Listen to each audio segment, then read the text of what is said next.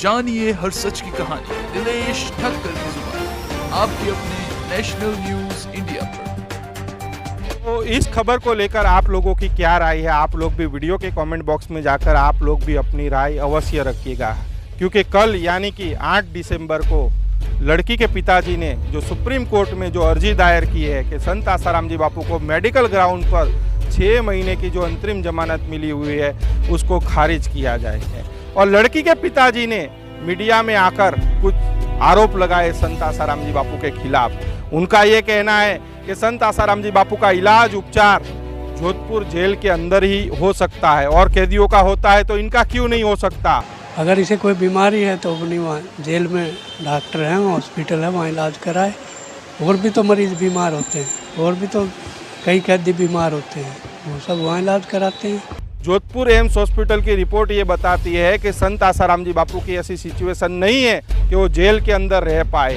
और जोधपुर जेल की ये रिपोर्ट है कि यहाँ पर ऐसी कोई सुविधा नहीं है कि संत आसाराम जी बापू का इलाज उपचार जोधपुर जेल के अंदर हो सके। तो उसी को देखते हुए जोधपुर हाई कोर्ट ने और गुजरात हाई कोर्ट ने संत आसाराम जी बापू को मेडिकल ग्राउंड पर 6 महीने की अंतरिम जमानत दी हुई है।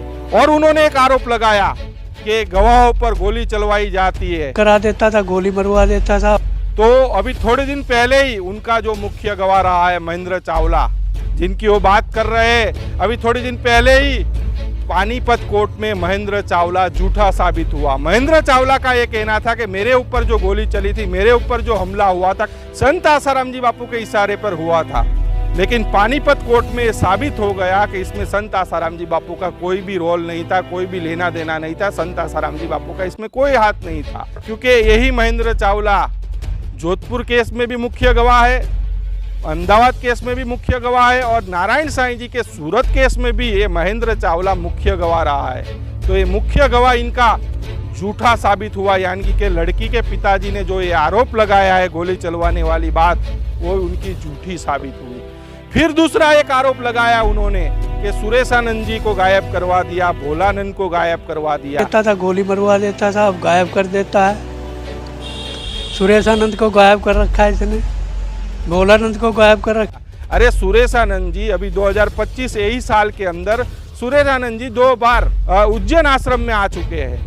और सुरेशानंद जी ने आपके और आपकी लड़की के बारे में जो आप लोगों ने आरोप लगाया था संत आसाराम जी बापू के खिलाफ, उसके बारे में सुरेशानंद जी ने क्या कहा, पहले सुनिए। वो चंद्रमा में ताप नहीं हो सकता, गंगा में कोई मलिनता नहीं हो सकती, ऐसे बापू जी में भी कोई दोष नहीं और निर्दोष बापू हैं। उनको षड्यंत्र के तहत फंसाया जा रहा है। बापू जी जल्दी बाहर आ जाएं, बस यही सबका भाव है। भोलानंद की बात की जाए तो भोलानंद ने साफ साफ सूरत के संत सम्मेलन में आकर पूरा षड्यंत्र का पोल खोल दिया था।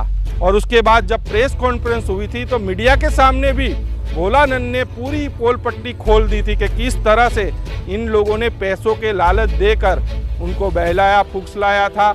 लेकिन बापूजी के बारे में उल्टे सीधे दिखाया इन लोगों ने, मेरे को इन्वॉल्व किया इन लोगों ने। और साथ में जो आश्रम से निकले जो गद्दार लोग हैं, जो गद्दार छोरे हैं, जितने भी हैं ये, इनको जैसे मैं आज सच्चाई बता रहा हूँ, जो मेरे से करवाया उन्होंने, क्यों मेरे से भी जो उन्होंने गेम खिलवाई ना, तो मुझे लगता है जितना भी जो हो रहा है ना, लड़कियों से बुलवा रहे हैं उल्टा सीधा, और जो छोरे 5 साल बैठ के बोल रहे हैं मीडिया में, सब उल्टा सीधा ही बहका करके बनावटी बातें, नकली बातें ही बोल रहे हैं। इसमें तथ्य कुछ भी नहीं है। बापूजी निर्दोष फंसाया गया है, 100% बात है जो मेरे को अब समझ में आई। तो छोटी बताना चाह रहा हूँ कि मेरे को प्रलोभन लालच दे करके, भय दे करके बुलवाया। अमर प्रजापति है, महेंद्र चावला है, वीणा माता जी है, अजय है, ये कई लड़के ऐसे हैं जो मेरे से मिलते थे बकायदा बार बार। पूरा वीडियो आप वीडियो के डिस्क्रिप्शन में जाकर आप पूरा वीडियो देख सकते हो, वहाँ पर हमने लिंक डाली हुई है। तो सुप्रीम कोर्ट से भी आशा और उम्मीद यही रखेंगे कि इन लोगों की जो याचिका है उसको खारिज किया जाए और इन लोगों के ऊपर एक जांच कमेटी बिठाई जाए कि आखिर 12 सालों के बाद भी ये लोग झूठे आरोप संत आसाराम जी बापू पर लगा रहे हैं, तो उसकी भी जांच होनी चाहिए। तो आप लोग भी वीडियो के कमेंट बॉक्स में जाकर आप लोग भी अवश्य अपनी राय रखिएगा। और वीडियो को मैं तो कहूँगा आप लोग ज़्यादा से ज़्यादा शेयर करना। लड़की के पिताजी सुप्रीम कोर्ट पहुँचे हैं संत आसाराम जी बापू की जो मेडिकल ग्राउंड पर अंतरिम जमानत मिली है उसको खारिज कराने के लिए, और मीडिया में आकर कुछ बयान दिए हैं उन्होंने कि संत आसाराम जी बापू गवाहों पर गोली चलवाते हैं। जैसे कि अभी महेंद्र चावला थोड़े दिन पहले ही पानीपत कोर्ट में झूठा साबित हो गया, तो ये भी उनकी बात झूठी साबित हुई, मतलब क्योंकि पानीपत कोर्ट ने भी माना कि इसमें कोई संत आसाराम जी बापू का हाथ नहीं था। दूसरा आरोप लगाया उन्होंने कि सुरेशानंद जी को भी इन्होंने गायब करवाया।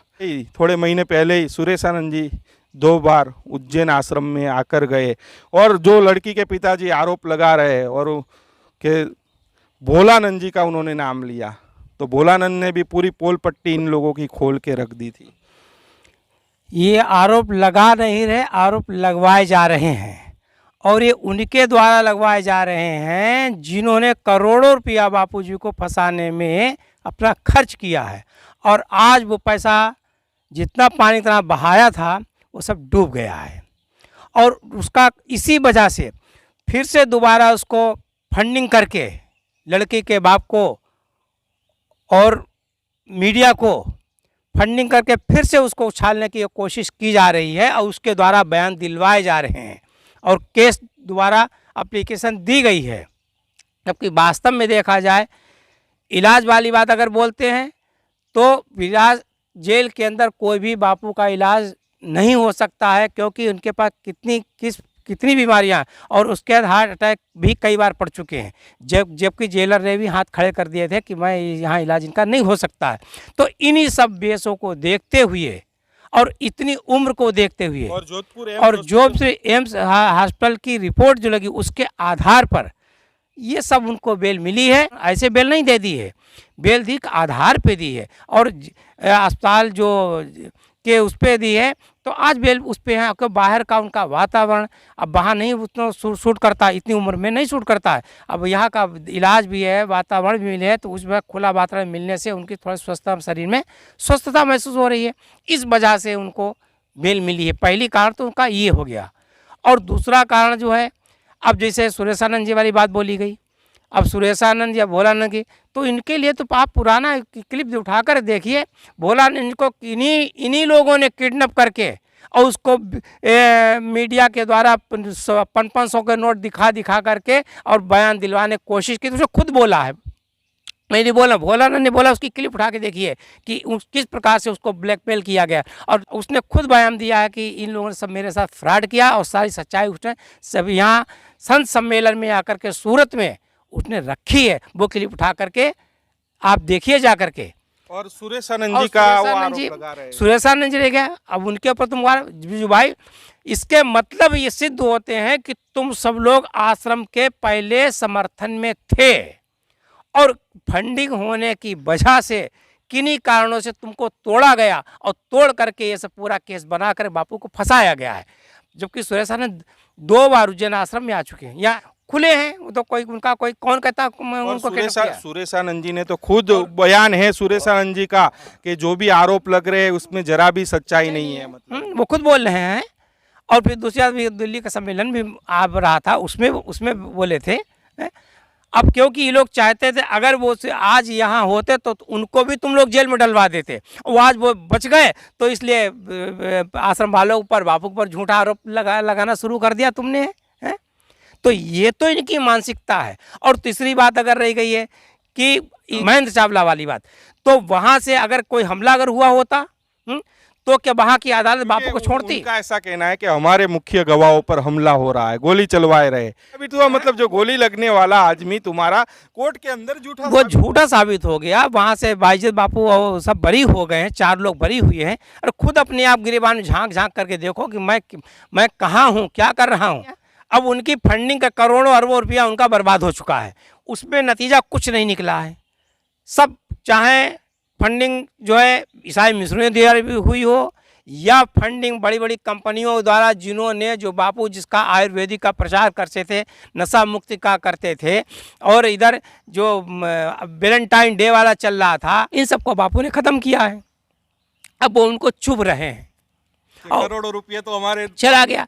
तो अब नया सगुफा खड़ा करके फिर से कोई बवंडर किया जाए। लेकिन कल सुप्रीम कोर्ट में, शायद कल 8 दिसंबर को, कल ही सुप्रीम कोर्ट में सुनवाई है। हम तो सुप्रीम कोर्ट से भी हम आग्रह करेंगे कि इसकी जांच होनी चाहिए। इन लोगों की पूरी जो गैंग है, उन गैंग की जांच होनी चाहिए, और इनकी जो एप्लीकेशन है वो खारिज होनी चाहिए। नहीं, एप्लीकेशन खारिज हो और इनकी जांच होना बहुत ज़रूरी है, क्योंकि अगर ये तो ऐसे लोग तो मानवता के दुश्मन हैं।